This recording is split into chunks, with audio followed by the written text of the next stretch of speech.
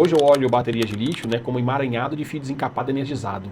Cada um tem um entendimento, uma visão de uma parte, e isso foi legal que aproximou, por exemplo, né, entidades ligadas, né, ou à construção ou aos veículos elétricos, para uma discussão mais aberta com o Corpo de Bombeiros, né. E no início, né, criou-se um certo atrito, né, mas hoje não, hoje está todo mundo trabalhando em prol de se prover segurança, porque existe a segurança intrínseca da bateria, né, que cada vez melhor, né, como as baterias, né, com eletrólito sólido, as LFPs, em breve as de sódio, né, que não vão substituir as de lítio, vão ser variantes, com anodo de nióbio, enfim, né, são variações que existem, que vão trazer seguranças intrínsecas. Então, essa consulta nada mais é do que o interesse. Eu acho que ela ainda vai um pouquinho ser prolongada, porque o debate vai um pouco mais longe. E aí tem, assim, existem alguns pontos de interesses, né? Porque isso é uma opinião minha, tá? Minha. Eu não acho que deveria proteger somente a estação de recarga, tá? Deveria proteger a garagem como um todo, e não em relação à presença ao veículo elétrico, e sim porque nós estamos passando anos e anos com os veículos se modernizando, tem 20 a 25% mais material plástico, que queima igual petróleo, né? Ou, às vezes, dependendo do plástico, ele queima com mais intensidade, né? Libera mais, tem uma taxa de liberação de energia maior do que a da gasolina, tá? Dentro das nossas garagens, e quando a gente pega a legislação, que é infelizmente por tabela, a gente olha uma edificação comercial e compara com a residencial, né, existe já um disparate muito grande. Então você tem, né, por que se cobra mais para comercial e não se cobra mais para residencial? Existem prédios comerciais com 10 veículos na garagem, tem que ter sprinkler, e outras e residenciais com 7 mil veículos sem sprinkler. Uma incoerência. Existe uma incoerência muito grande nesse aspecto, né? Então, assim, é preciso, né, fazer essa atualização, porque precisamos proteger a nossa garagem. E outro ponto que é importante, na edificação comercial, os carros estão durante o dia e as pessoas estão trabalhando. Na residência, o maior volume de carros estão à noite e as pessoas estão dormindo. O risco está maior no edifício residencial e não no comercial. E a maioria das edificações comerciais tem pelo menos um bombeiro civil, né, e uma brigada formada por pessoas, né, que são empregados, né, são colaboradores. E nos edifícios geralmente são moradores. Entendeu? E ainda complemento que é muito provável que esses carros que estão nas residências, eles estarão carregando durante a noite. Isso. O pessoal usa e aí quando chega vai estar lá. Isso mesmo. E muitas vezes com instalações elétricas que não estarão em conformidade com a NBR 17.019 de 2022, isso, né? Perfeitamente. Inclusive a 5410 também, que fala de baixa tensão, que são duas. E isso, para mim, o problema da estação de carregamento, para mim, ele é o contrário, né? Eu até faço uma comparação. Se a gente fosse colocar veículos a combustão para abastecer nas residências, ou seja, botar um posto de combustível, a resistência seria muito mais alta. Tá? Sim. O que precisa fazer é, primeiro, né, proteger as instalações elétricas. Então foi, na realidade, adotada uma norma, ela é uma tradução com uma adaptação, que é a ISO, né, 17019, que fala, né, da rede de baixa tensão para você instalar, fazer o carregamento do veículo. Não é só o carregador, só o carregamento de veículo. Tá? Existe uma norma só para carregador. Tá? Mas essa norma é para instalação elétrica, então tem alguns requisitos que têm que ser cumpridos. E ela complementou, substituiu alguns itens da 5410, que já é uma norma antiga, né, para sistemas, para rede de baixa tensão, né, ela apenas adaptou, porque a maioria dos carregadores tem que ser 380 volts, só em um caso que você carrega 220, tá? E aí o que acontece? Na minha opinião, o carregador elétrico, né, quando ele vem certificado lá de fora, segue os parâmetros, tá lá, eles são mais seguros do que os carregar numa tomada comum. Porque ele tem um sistema que o BMS, uma interface, entende fácil, dependendo do nível do carregador até conversa, tá? Enquanto eu colocar numa tomada comum, por exemplo, né, o BMS ele vai entender lá, eu tenho 220 volts, mas ele não vai entender que essa rede está aterrada. E aí o que vai acontecer? Vai pegar fogo na rede elétrica, tá? Consequentemente vai afetar a bateria e vai propagar por mais velocidade. Os incêndios já estão começando a ser recorrentes no Brasil com motocicletas elétricas, tá? Porque não abrange esse tipo de especificação, mas podem ser perfeitamente adotadas, né? Algumas situações para proteção da rede elétrica. Então geralmente tem que ser pegado fogo ou no carregador ou na rede elétrica por conta dessa especificação, tá? E aí remete a esse problema. Então para mim o problema do carregador é essencialmente elétrico, tá? E aí eu trago o problema para discutir a proteção da garagem. Por que proteção da garagem? Nós tivemos aí alguns navios que afundaram, prédios que colapsaram parcialmente, né, mas todos eles não tinham o quê? Sistema de proteção, que é o ponto principal. Não interessa se começou no elétrico ou na combustão, não interessa. E a junção dos dois é a pior que tem. né? Eu tenho combustível de um lado e uma bateria com uma densidade energética similar. Correto afirmar que a chegada do veículo elétrico está nos mostrando uma fragilidade que nós já tínhamos. Esse é o meu pensamento, né? Ele veio para disciplinar isso. Ele fala assim, se você não disciplinar, eu vou arrebentar, entendeu? Então, assim, o que é importante? A gente não tem que demonizar o veículo elétrico, ele não é o causador disso. É muito importante reforçar isso aqui, importante né? Dizer às isso. Às vezes entende que alguém não é ou é defensor, e o Marcelo é um dos maiores defensores aqui, né, da eletrificação, acabou de deixar isso muito claro aqui, né? E se não se preparar para ele só vai mostrar o problema que já estava aqui. Sim, perfeitamente. O lema da minha empresa é por um futuro mais seguro, né? Limpo e mais seguro. Então, a gente tem que entender isso e criar essa proteção, né? E ela veio disciplinar vários aspectos, não é questão de garagem, né? A maneira como a gente faz segurança contra incêndio, nós vamos ter que quebrar alguns paradigmas, né? Começar a repensar em algumas situações. A própria NFPA, que é a maior referência que tem, ela está fazendo esse trabalho de repensar, ela veio num padrão de normas, né? Que quando esses equipamentos começarem a crescer, começaram a gerar armadilhas, né? Tanto que a Associação dos Bombeiros Norte-Americanos começram a questionar, impulsionado, né, por Nova York, que foi feita até uma conferência uns 3 anos atrás, envolvendo inclusive a FEMA nos Estados Unidos, em prol de melhores soluções, e agora a NFPA entrou numa frente, numa batida muito forte de poder atualizar seus procedimentos, gerar com os testes que estão sendo feitos, e nós vamos ter, a partir aí sim, a NFPA voltando àquele papel principal dela, que vai ser legal, né? Hoje existem as melhores orientações, estão nos países nórdicos e na Inglaterra, né? E às vezes na Austrália. Tá?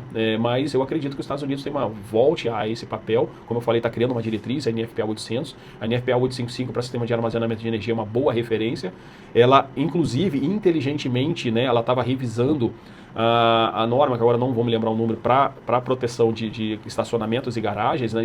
Existia até uma especulação de botar sprinklers em estacionamentos abertos, né? E eles chegaram num determinado ponto e chegaram na conclusão, meu problema não é o veículo elétrico, o meu problema são veículos modernos, tá? E vamos lembrar que nós temos veículos a GNV, teremos veículos a hidrogênio com propulsão, né, com motor a combustão e hidrogênio com motor elétrico, tá? Nós temos essas variações. E isso, né, denota o seguinte, né, que nós temos um problema, tanto que na BNT a gente está partindo para criar mais uma comissão que é realmente focada no veículo moderno, né, começando pela adoção da norma ISO 17840, que são informações sobre veículos, né, para os respondedores de emergência. Já fazer a adoção dessa norma vai ser o primeiro trabalho dessa comissão. Na verdade, começamos o trabalho paralelamente até ser constituída essa comissão. Quais seriam os melhores métodos hoje e agentes para combate?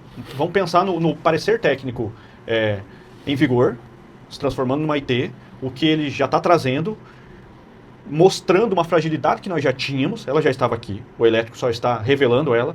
Qual que seria o ambiente mais adequado do ponto de vista sistema, agentes, métodos, e eu até entraria num gancho se, para o novo risco, que é baterias de íons de lítio, a gente já tem algo certificado. Bem, existem... A primeira coisa, né, que a gente tem que entender é o seguinte, o que a bateria influencia no incêndio? Primeiro, ela é uma fonte de energia, tá, fonte de calor, gera gases inflamáveis, então ela sustenta o incêndio, ela é uma fonte ativa e acaba funcionando como um agente acelerante, né, quando você tem outros materiais combustíveis. Então, por exemplo, não precisa ter um depósito de bateria, eu posso ter um depósito de pneu com baterias elétricas, com empilhadeiras elétricas se locomovendo lá dentro, tá? É um cenário complexo. Então, o primeiro ponto é eu entender isso, né? Então, ela sustenta fornecendo calor e combustível. E todo o meu método de extinção tem que ser baseado nisso. E aí precisam de 4 fatores que a gente precisa mitigar, né? Isso a gente olhar o parecer do Corpo de Bombeiro Militar e dar resposta para os 4. Que primeiro é o problema da propagação rápida. Como ela projeta muitas partículas a longas distâncias, quando você tem um incêndio num veículo a combustão, leva-se em torno de 6 a 10 minutos para ele passar para o carro do lado. Já no elétrico, em menos de 1 minuto ele já passou. Ele já afetou a parte plástica do veículo do lado. Tá? Qual que é a relação? Vamos dizer assim, vamos botar de 6 para 1. Tá? 6 para 1. Nesse incêndio, no último que foi colapsado, lá na Inglaterra, em Luton, tem um relato dos bombeiros que ele fala, a cada 12 minutos um incêndio, um veículo pegava fogo. Eu tentando apagar o primeiro e né, cada 12 minutos, né, a fuga térmica acontecendo. Porque primeiro ele afeta o veículo e leva um tempinho para ele afetar a bateria. Então, o primeiro ponto é a propagação. O segundo ponto é a questão dos gases. Tá? Ela libera 66% da massa da bateria, se transforma em gás. Tá? Então esse passa a ser um problema que precisa ser controlado, principalmente em ambientes fechados, em torno, né, de 470 litros de gás por quilowatt-hora. É muita coisa. Tá? É muita coisa. Naquele elevador nós estamos falando em que mais de 1.500 litros de gás gerados instantaneamente. Caramba. Tá? Por isso que aconteceu aquilo. E né, você precisa emitir, como você vai fazer extração de fumaça, ventilação, quantas trocas de gás por hora você tem que fazer. Né? E o pior de tudo, né, você cria, às vezes o incêndio não é tão drástico, mas se só tiver um veículo numa garagem grande, ele gera um volume de fumaça que você não entra, que tão denso que é. Então esse é o segundo problema. O terceiro problema é que é o tempo de queima desses veículos, tá? Como eles queimam por muito tempo, tá? Chega a ser de 4 a 6 horas, né? Pode ser um pouco menos se eu conseguir fazer um controle mais eficaz de resfriamento da bateria, mas geralmente em média, vou botar de 2 a 6, e a resistência dos materiais são projetadas para 2 horas no Brasil. Tá? Então, se você não tiver um sistema de sprinkler que consiga fazer o resfriamento do ambiente, né, por um determinado tempo, que possibilite o bombeiro militar chegar e entrar na garagem com segurança para mitigar o problema, você está perdido. Você vai colapsar. Vai colapsar. Que foi o que aconteceu no aeroporto. Isso. O que é importante dizer é o seguinte, um veículo elétrico colapsa a estrutura? Não. Entendeu? Tem que ser um volume grande de veículos, não precisa ser totalmente elétricos, né? Mas enquanto tiver material combustível, o veículo elétrico vai mantendo. Tá? Então, isso é um ponto. E a terceira questão, não é uma questão de problema, é uma questão de desafio, que é a detecção, né? Quando você detecta o fenômeno, a fuga térmica já aconteceu. Como é um processo térmico, você consegue, se você conseguir antecipar o aumento da temperatura, porque ele começa lento, depois ele tem um aumento súbito, na faixa de 50 graus você consegue tomar ações prévias, né? Porque nem sempre quando a bateria atinge 50 graus ela vai gerar problema. Ela gera uma anomalia igual ao celular. Ela atinge 50 graus, né? Aquece a nossa malha e está em anomalia. E o BMS começa a tomar a segurança. Então, por exemplo, aqueceu a mão, o que eu faço? Deixa ele parado um minutinho, depois você pega ele, ele vai ver que o BMS já segurou. Então, o carro é a mesma coisa. Então, essa detecção precoce é fundamental. Então, são os 4 princípios que têm que ser adotados. E aí é o que a gente muda. Por exemplo, né, como a gente está falando, vou de trás para frente, falar de detecção. A detecção mais eficaz é a térmica. Só que vai lá na norma de detecção, vê se tem especificação para sensores térmicos. Não, e está todo mundo instalando câmeras termográficas achando que é a solução. Por exemplo, você vai lá, o TMA de anomalia é 50 graus, né, a temperatura máxima admissível. Aí você chega num carro que está no sol, a lataria dele está 70. E você não vai ler a bateria, entendeu? Então, e como é que você projeta a câmera termográfica? Então você precisa de norma para isso, tá?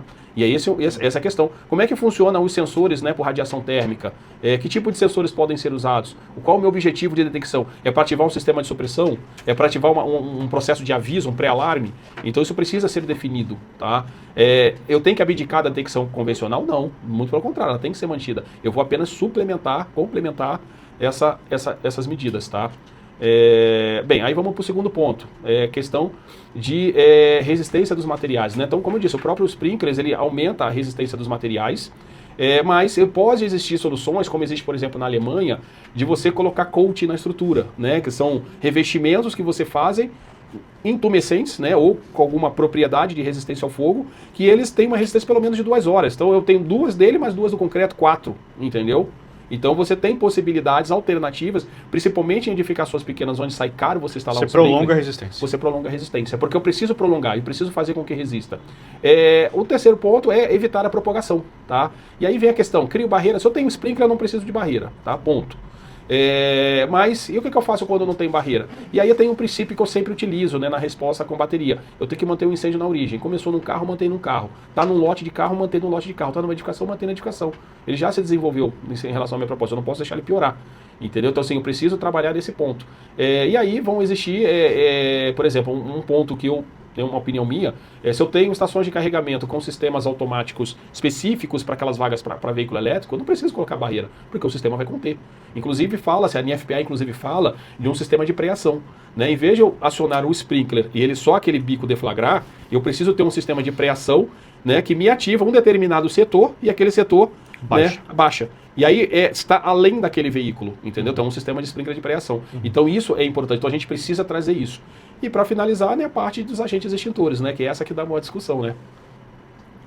Hoje o maior parâmetro é água, tá? Nós temos já mais do que testado, né, que a água é o melhor agente extintor, principalmente para grandes baterias. Aqui eu falei inicialmente que quando a gente tem menos de 1 kWh, a gente pode utilizar qualquer extintor. Sim. Por quê? Porque o tempo de fuga térmica é muito rápido, 1, 2 minutos, 10 minutos no máximo. Então às vezes eu posso utilizar 1, 2, 3 extintores, mas eu vou controlar. Tá? Agora, quando eu dou com uma bateria que vai demorar 1 hora, meia hora entrando em processo de fuga térmica, se eu pegar o extintor de gás carbônico ou de pó químico, eles não vão resolver. E o pior, né, vão apagar o fogo, vai formar uma atmosfera explosiva, quando acabar o extintor, eu posso ter uma explosão, uma deflagração, tá? E pode ser violenta ou não, tá?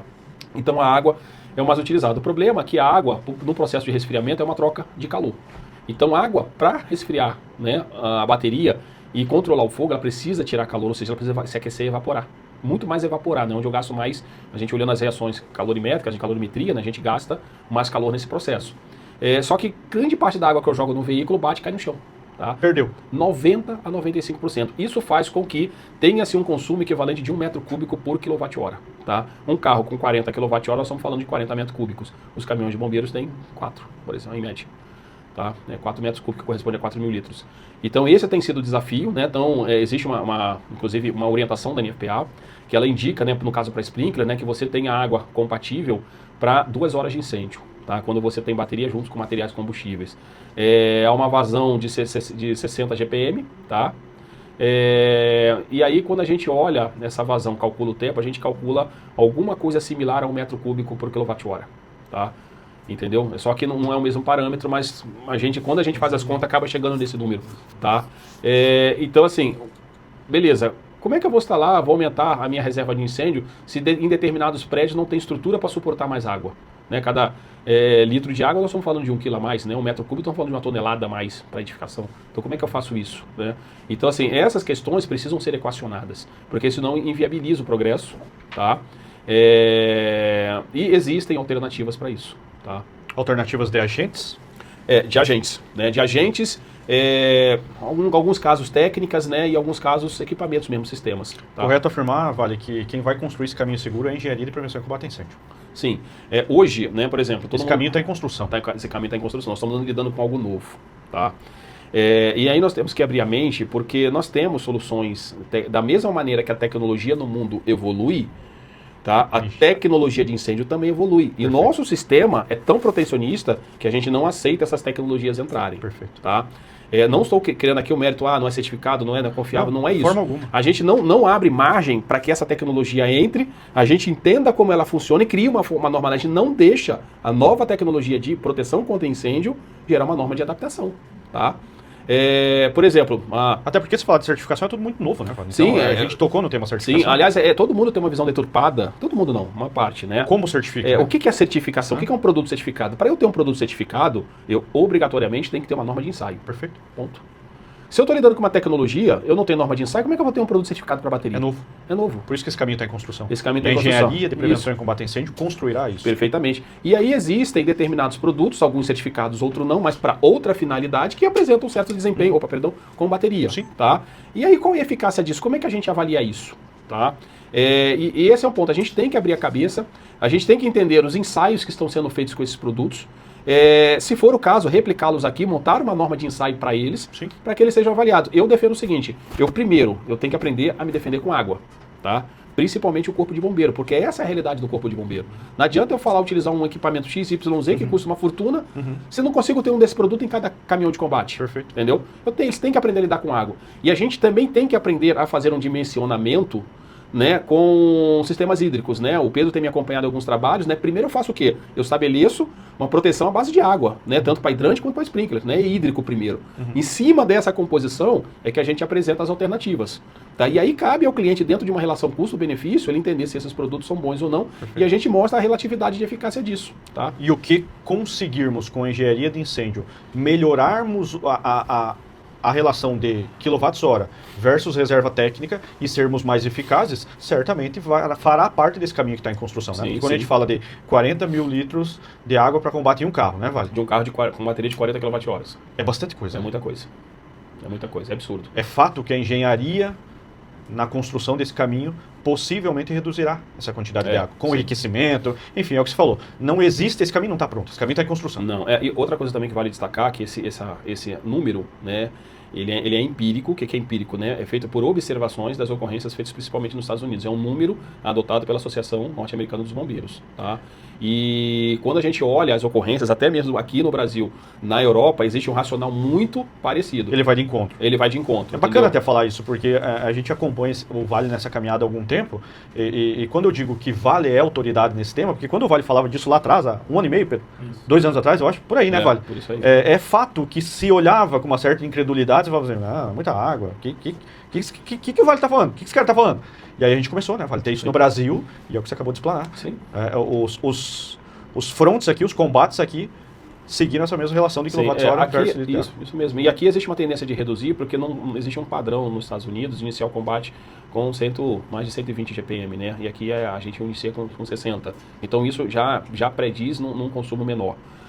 Mas é uma referência que a gente precisa realmente estabelecer, só que não dá para estabelecer porque cada carro tem uma engenharia. Tem uma bateria em posição diferente, com química diferente, quilowatt diferente, carga diferente, tudo isso influencia. Então eu não consigo estabelecer um padrão, eu consigo estabelecer o quê? O máximo previsível.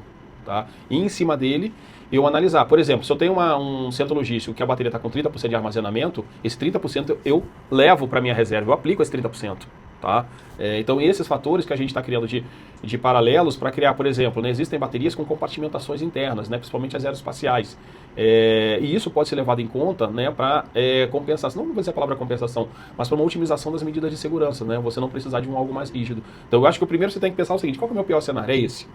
Entendeu? Esse é o meu mais crítico, que é hoje o parecer do Corpo de Bombeiro, porque ele é baseado em recursos normais, mas ele está aberto a entender novos recursos. Sim. Entendeu? Então o parecer do Corpo de Bombeiro Militar de São Paulo foi extremamente inteligente, entendeu? Porque ele abriu um caminho mais curto para que novas soluções se mostrem interessantes. Mas não adianta chegar lá que meu produto funciona assim, A, B, C, D. Não, você tem que mostrar eficiência, teste, pesquisa científica, fazer teste, né? Que no Brasil a gente tem um pouquinho, né, da síndrome de São Tomé, né? A gente quer ver para quê, crer. Sim. Então vamos tentar fazer. Então a gente tem que trabalhar nisso. Então um dos viés de criar normas é criar normas de ensaio, procedimentos de ensaio, né? Então, por exemplo, a manta, que tem a manta não é para combate, pelo amor de Deus, tá? A manta é um material de resistência, tá? Uma barreira, tá? Muita gente confunde isso. Mas ela tem que ser aplicada sob determinadas condições, então por isso uma norma de procedimento. Senão alguém vai querer entrar numa garagem fechada e aplicar manta, como hoje a gente explicou para o Corpo de Bombeiro. Sim. Não, o incêndio deixou de ser veicular e virou estrutural. Sim, sim. Tá? Existem quando você pode colocar, em que circunstâncias, né, e que medidas protetivas você pode ter que adequar. Então essas normas prevêem no termo de procedimentos. E a gente precisa criar normas de ensaio, para quê? Para que não qualquer manta seja colocada. Eu estou começando a ver muita gente comprar mantas com resistência só de 300 graus, achando que está protegida. Ela vai queimar. Vai aguentar. Não vai aguentar. Ela tem uma especificação, né, que tem que aguentar mais de 1.400 graus.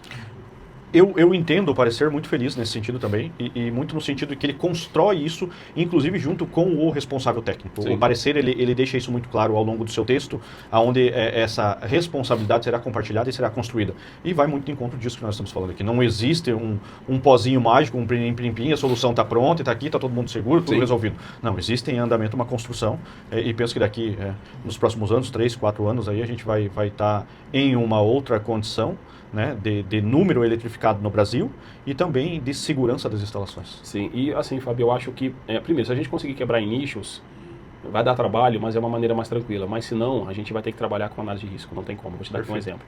Beleza, você quer fazer um sistema à base de água e querendo utilizar aditivos, né, para poder otimizar a eficiência da água, né, mudando as propriedades físico-químicas da água para você reduzir o consumo. Aí você me vê numa linha de produção de produtos eletrônicos à base de bateria. Você não consegue usar água. Você vai ter que usar o quê? Um sistema de elétrico, tá? Outro, né, você vai para um sistema fechado, né, um ambiente fechado, como esse do elevador, você tem que usar aerosol condensado, não tem outro, tem outro, aerosol condensado. Sim. Eu não vejo, né, recentemente, acho que você até foi prova viva disso, né, pegamos um cenário que a gente olhou uma sala de teste com extintores dentro. A primeira coisa que eu falei, tira os extintores aqui de dentro, porque leva a pessoa a querer combater ao erro. É o acidente da Coreia. É o acidente da Coreia, entendeu? Então a gente tem construído. Entendeu? Então percebe que não é só um sistema, um agente, existe um processo, existe uma análise de risco, existe o estabelecimento de uma estratégia de segurança, de um procedimento e, assim, para mim, 50% do caminho, educação. Entendeu? Cultura, educação. No restante é procedimento e recurso. Bacana. Eu falei que esse bate-papo com o Vale aqui é conteúdo rico, e é conteúdo pra gente se prolongar aí, Pedro, a noite toda. Só que o Vale já vai acordar aqui com uma turma aí, treinamento em company, e tá preparado, veio com manta, veio com ideias de agente, aerosol e tal, pra apresentação desse treinamento. Vai ser muito bacana. Vamos estar com o Albinei da Hanger, né? Esse trabalho em parceria da Hanger com a São Marcos aqui no Nordeste, trazendo o Vale, o segundo bootcamp aqui, né, Vale? Segundo bootcamp, primeiro foi em janeiro, né? E agora aí com mais de 300%, né, de crescimento. De crescimento, né? O que você espera para esse segundo? Eu acho que assim, eu sempre penso em crescimento. Eu acho que eu sempre trabalho pensando, não penso nisso, eu penso no próximo. Esse crescimento, ele aponta que a sociedade está entendendo o que é essa bandeira, o que é essa bandeira que você está empunhando. Por que semana passada você estava lá no Rio Grande, estava andando pelo Rio Grande do Sul todo, lá eu estava te acompanho muito pelas redes e manda uma mensagem, ela fala, Vale, cara, show, energia alta, cara, mantém, porque esse trabalho vai salvar vidas, esse trabalho vai levar a gente a uma condição mais segura. Uhum. Você entende que esse aumento do crescimento é uma resposta das pessoas? Sim, é uma resposta, né, e para mim, eu acho que o que é o mais enriquecedor são as empresas entendendo isso, né. Eu tive uma discussão uma vez com uma pessoa, uma conversa com uma pessoa, e ele me fez uma seguinte pergunta: pô, Marcelo, é complicado complicado para mim, né, querer montar para um cliente um manual de segurança, quando determinadas empresas, né, rezam que a bateria deles é segura.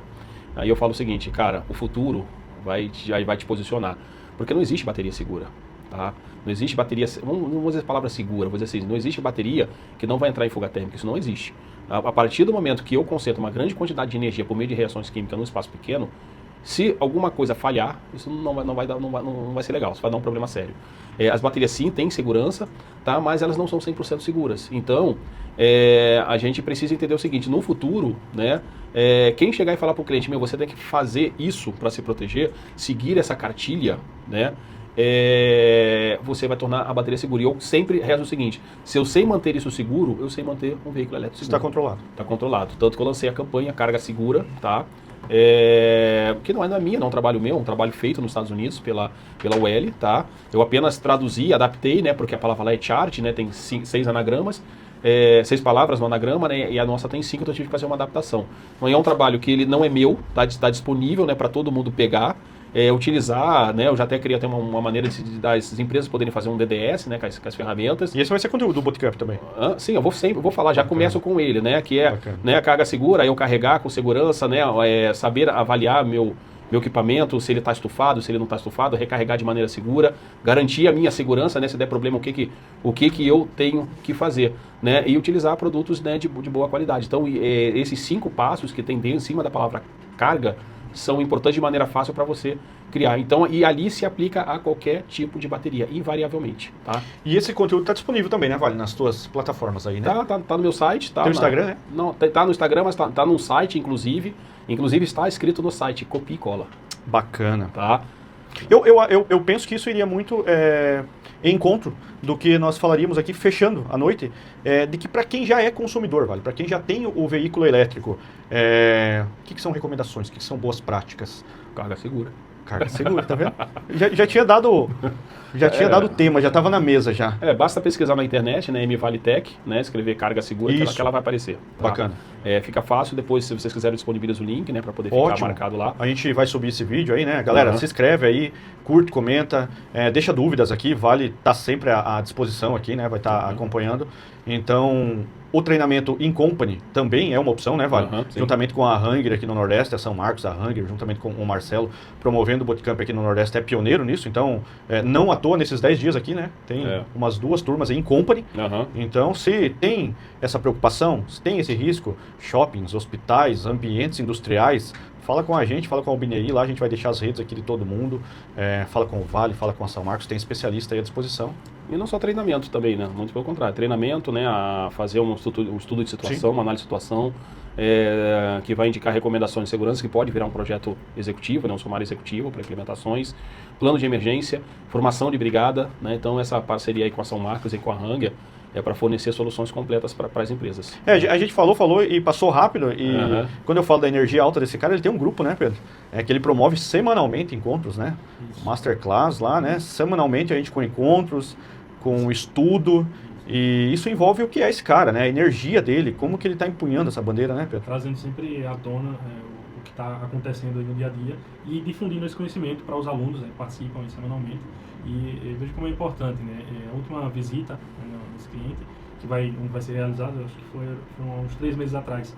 E há 15 dias atrás eu estive lá e na conversa, sem que eu falasse, o nome dele foi falado, né? Isso de 3 meses atrás. Então, o tamanho, né, da importância da abrangência, que é a presença de Marcelo aí junto a gente aí, com essa preocupação. E aí também complementando, né, trazendo junto das conversas que a gente tem no dia a dia, até não no âmbito industrial, a gente vê uma preocupação muito grande também nas reuniões de condomínio. O que está se discutindo também é voltado para o pessoal que está com esses carros elétricos, e é justamente essa adaptação. Então, quando você falou aí que já foi 300%, eu tenho certeza que no próximo esse número vai ser maior, que esse público consumidor, que ele vai chegar logo em seguida, já está se falando, mas também não está coberto, como a gente falou, nas normas e tal, eles vão precisar dessas informações. Sim, com certeza. Eu acho que uma coisa que é importante, né, assim, todo mundo tem uma ilusão de que o veículo elétrico ele é caro. Então, não é caro, ele é barato. Comparado ele ao é custo-benefício. 3 a 5 vezes mais barato do que o seu similar. Sim. Então eu não posso comparar um veículo elétrico de 250 mil com um carro de 100 mil. Ele tem a mesma ou uma tecnologia maior do que um carro de 1 milhão. Sim. Entendeu? Então esse é o primeiro ponto. E quando todo mundo entender isso, para mim todo mundo está entendendo isso, tá? É importante. O segundo Vai escalonar. O segundo é a questão, né, do consumo, né, que você tem na economia. Né? Basicamente paga, né, uma mensalidade, um aluguel de um carro. E eu acredito o seguinte, que existe uma demanda reprimida, que a partir do momento que melhorar a questão na infraestrutura de carregamento, né, já está se falando em troca de PEC, né, vai explodir, tá? Vai explodir. Então, assim, é um ponto... É inevitável isso. Não é só inevitável, como é necessário. Os próximos 6 meses a 1 ano são fundamentais, Wagner, para a gente fazer essa transição de uma forma mais segura. Sim, e o Brasil tem a oportunidade de liderar essa transição no mundo. Perfeito. Tem essa oportunidade muito grande, não só liderar a questão da transição, da questão de malha de carregamento, mas principalmente de reciclagem. O Brasil tem um potencial imenso nesse mercado. Não é à toa que a BYD investiu aqui. É o país que mais vende BYD no mundo, é o Brasil. Bacana. Se eles estão enxergando, né, por que nós não estamos enxergando? E, aliás, por que eu entrei nesse mercado?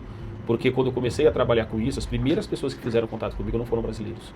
Foram chilenos, foram portugueses, foram suecos, foram noruegueses, australianos, tá, argentinos, tá? Não foram brasileiros, veio gente de fora. E isso me chamou a atenção. O que eles estão vendo que a gente não está vendo? Tá? Bacana você ter visto isso e ter se tornado essa autoridade aqui no tema, né? E tá construindo isso junto com todos. Agradecer a presença, né? Deixar essa mensagem aí realmente que é uma honra, né? tá contigo, acompanhar esse seu trabalho. E quanto a gente vê em um curto espaço de tempo, quanto a gente está evoluindo e abrindo a cabeça. E cada vez mais mostrando, trazendo para a sociedade, né, essa percepção, esse cuidado que a gente tem que estar trazendo com essa mudança de eletrificação, né, dos veículos. Eu que agradeço, né, essa oportunidade de poder falar. Sempre eu acho que, inclusive, é um dos valores da minha empresa a palavra gratidão. Tá? Porque, assim, sempre quando eu posso dando treinamento não, compartilhando conhecimento, acho que o termo seria essa, porque feliz é aquele que aprende ensinando, né, Cora Coralina, né, então é assim que eu trabalho, né, cada desafio que eu tenho é um aprendizado, porque eu me preparo para dar uma aula, eu sempre procuro trazer uma novidade, tá, procuro inovar sempre, procuro atualizar. Hoje eu falei de procedimentos que a gente atualizou 2 semanas atrás, tá, por conta de situações, então para mim sempre é oportunidade como essa está falando, e principalmente a alegria dessa parceria, né, com a Ranger, com a BNI, né, com a São Marcos, com você, Fábio, com você, Pedro, de poder trabalhar, gerar desafios, ter parceiros estratégicos, e essa é uma da filosofia da MValetec, né, ter parceiros estratégicos, né, que possam crescer juntos, né, e a gente poder, né, sempre trabalhar dentro de um processo, né, que todos ganham, principalmente a sociedade. Bacana. Vamos usufruir aí dos próximos 10 dias aqui no Nordeste com o Vale. Gratidão pela tua presença, gratidão pela família que está lá te dando toda a força, gratidão a Deus pela tua vida, por você estar aqui com essa energia alta, e a gente pede muito isso, que Deus te mantenha assim, te mantenha firme, te mantenha com essa energia alta, para a gente cumprir esse propósito, que é construir esse caminho e essa transformação aí da matriz energética que o Brasil vai atravessar nos próximos anos. Muito obrigado, Vale.